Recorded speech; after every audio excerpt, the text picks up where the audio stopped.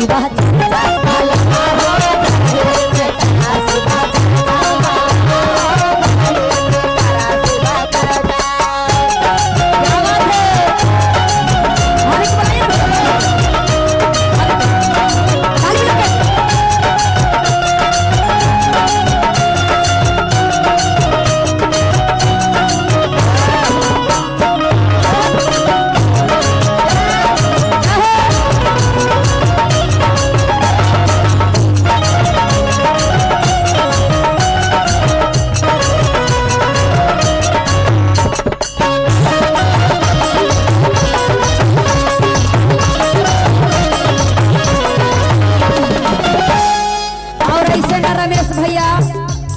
नाल वाले भैया जी हमारे भैया बहुत अच्छे बजाते हैं। और सूरज भैया पैड पर हैं। खेसारी लाल हमारे बड़का भैया के साथ बजाते हैं।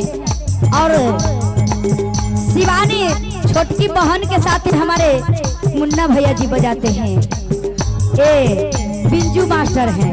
और देखिए सबसे बड़े वाले भैया हैं ऑर्गन पर है बड़का भैया हमारे, ये बजाते हैं पवन भैया के साथ है। ए संजू भैया जी हैं, जरा ताली बजा के सिंटू भैया ताली बजा के क्या बात है। तुम तो भोलेनाथ हो भगिया पी के भूल जाते हो। तुम तो भोलेनाथ हो भगिया पी के भूल जाते हो। आइए भैया तुम जो ऐसा करोगे तुम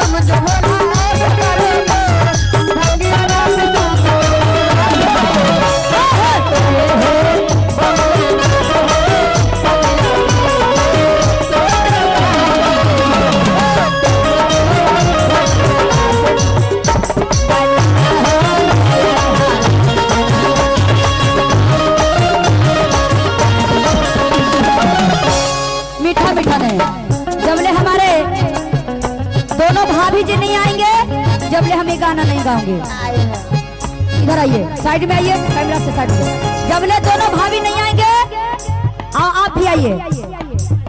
भैया के बहन हैं, कौन है आपको? साली जी आइए, दोनों आइए। नहीं नहीं हम नहीं गाऊंगे। अरे भाई साली है कि घर वाली है कि बब्बू जी है पता नहीं है। आइए आइए, ऐसे नहीं नहीं नहीं शर्माइए ना, फिर वीडियो नहीं देखेगा, वीडियो नहीं देखेगा। अच्छा हम पैसा नहीं लेंगे, आइए हम पैसा लेते हैं, पैसा नहीं लेते हैं। आइए सिंटू भैया तनी सालियों जी पर मेहरबानी करती ना आती। और भैया एक और भैया कहाँ गए? जब बड़का भैया कह रहे हैं छोटका भैया तो छोटकी भाभी कह रहे हैं छोटका भैया से कितना लेके आए हैं भाभी जी? अच्छा अच्छा भाई कोई बात नहीं है। और आइए करे में पूजा पाठ कौन नहीं करता, पूजा पाठ कौन नहीं करता।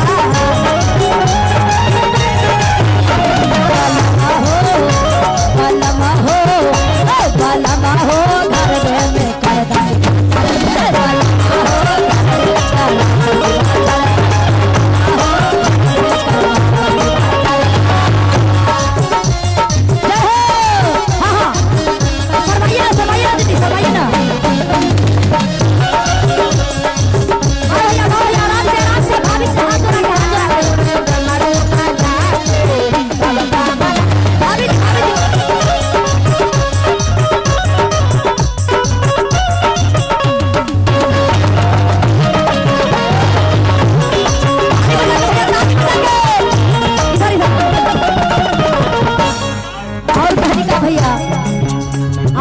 जब भजन अच्छा लगे ना भैया तो ये जो मोबाइल फिराए हुए हैं ना आप लोग कल भी देख लीजिएगा। मेरा चैनल के नाम मगहिया भक्ति है, मगहिया भक्ति शिव चर्चा, मगहिया भक्ति ऑफिशियल, मगहिया भक्ति 0.2।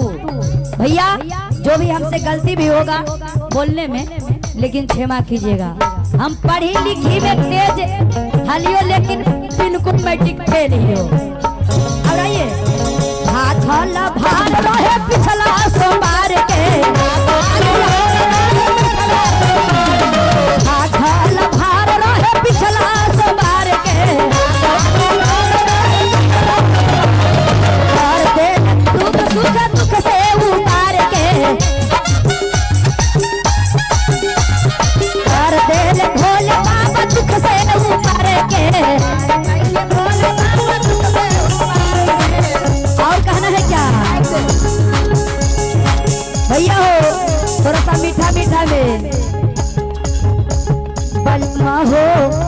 बलमा हो ले आबा दिलवा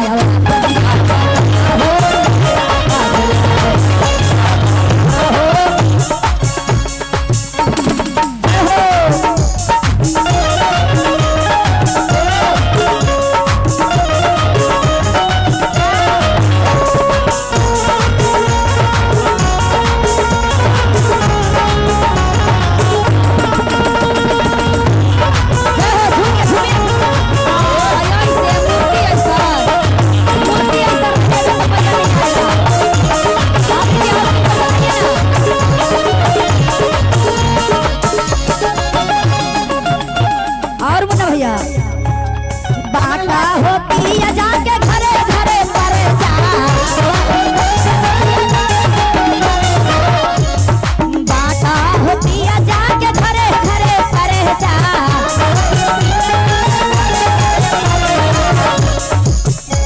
बलमा हो घर में कराय दसी बच्चा जा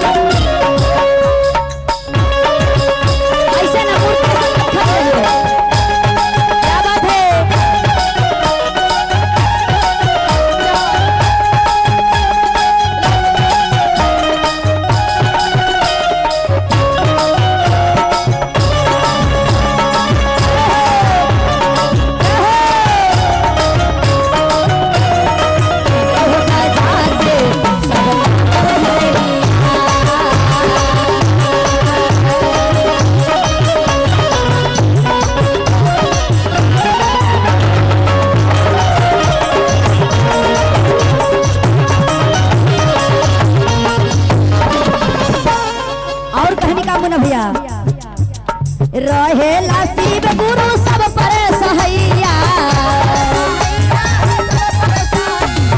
रहेला शिव गुरु सब पर सहैया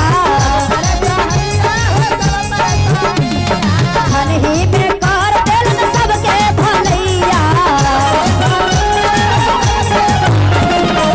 रानी का लगेल सुने के चर्चा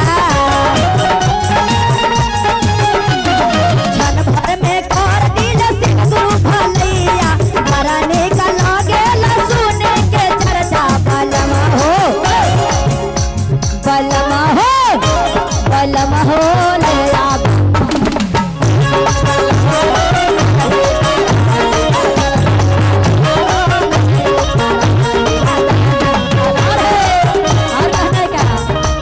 कंचन से खवा हो क्या बेला भजन हवा कंचन का जलवा हो क्या बेला भजनवा से खवा देगा बेला भजनवा तारा साले तारा करे पर चरवा तारा साले दरबार गुरु के प्रचरवा भैया हो बलमा हो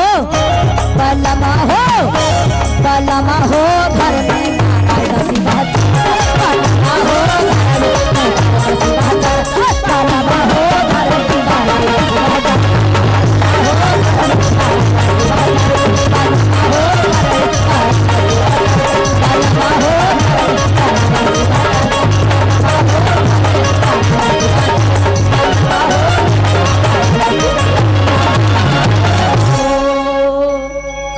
बोलिए शंकर भगवान की बोलिए मैया पार्वती की एक बार बोल दीजिए लाल चुनरिया बाली की जय हरा हरा महादेव की